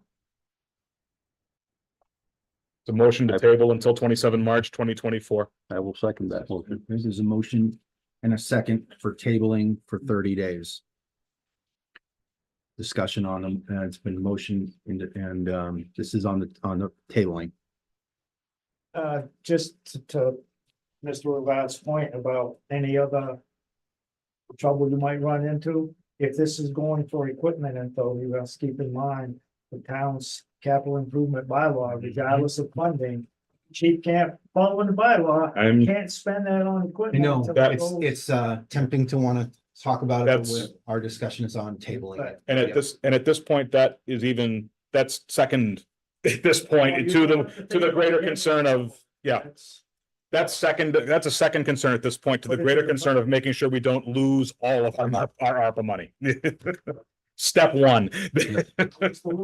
Yeah, step one. If I may, Mr. Chair? Discussion on table. I was just gonna say, if we don't change the name of it, we'll just have to give 140K roughly back to the federal government, so. Easy now. No, I'm just saying. So we're okay. Yep. That today? No. I mean, I think we need a more mature discussion is what Matt is trying to convey. Collect a little bit more information. Exactly what I'm trying I to don't have convey. anything else on that. Any further discussion on tabling for at least 30 days? Hearing nothing else on the motion to table the ARPA police staffing action to a meeting to occur, basically 2 meetings from now. Right? 27 March 2024. How do you vote, Tim? Yes. Terry? Yes. Matt, Yes. I vote no. Choose no to vote.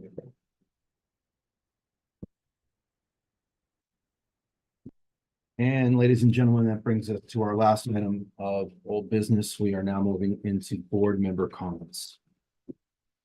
We got 4. Anyone want to go first?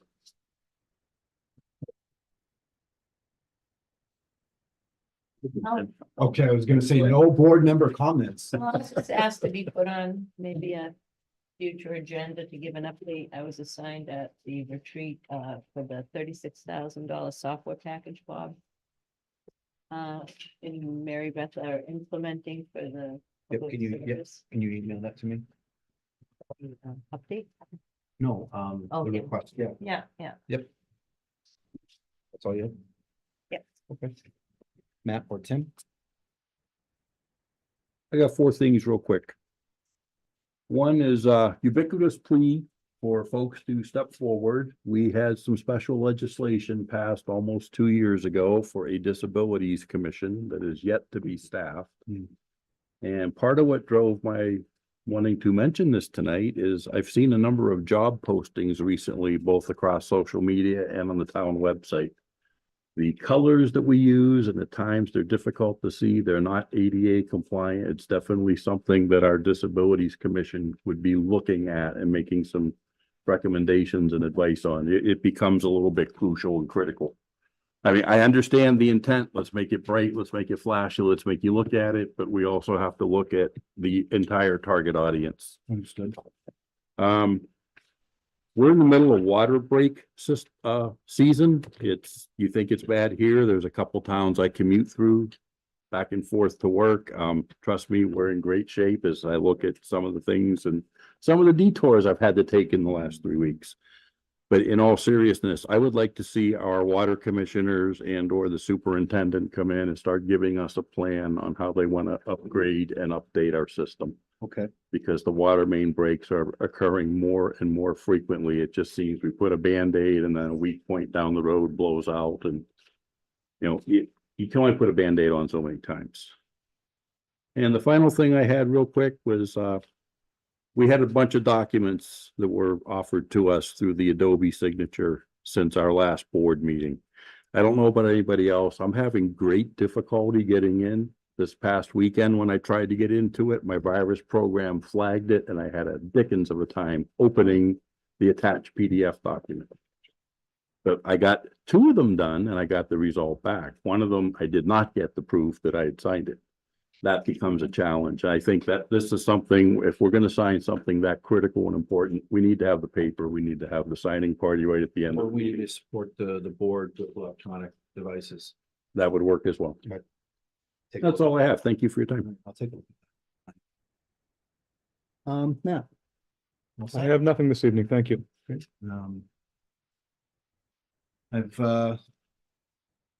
I don't have anything this evening, but I will say our next meeting is March 13th. March 13th. We have our budget workshop coming up on March 16th. Actually, I will say one thing. For I believe it's about 5 million people on the planet tomorrow. They all get a birthday for the first time in 4 years. Funny. If for those of you who did not know why we have leap year, the calendar is actually 365 and about 1/4 day long. And leap year every 4 years covers the quarter day. But as a side note, leap year is even more specific than that. So for it to be a leap year, it must be a year divisible by 4. And on a century year, it must also be divisible by 400. Because it's not quite a quarter of a day added. So for example, the year 2000 was a leap year. Okay, because it was divisible by 4 and 400. The year 2100 is not. Because the year 2100 is not divisible by 400. And before all of you ask why I know all this, that's because tomorrow is my birthday. Special birthday. 11. I mean, you got 44. But But yeah, so if you know one of the 5 million-ish or so people, it's a 1 in 1,461 chance that you get born on leap day. So, anyways, please please make sure you wish them a happy birthday because they don't get another one until 2028. Here for a game show. Anyway, thank you, Mr. Chair.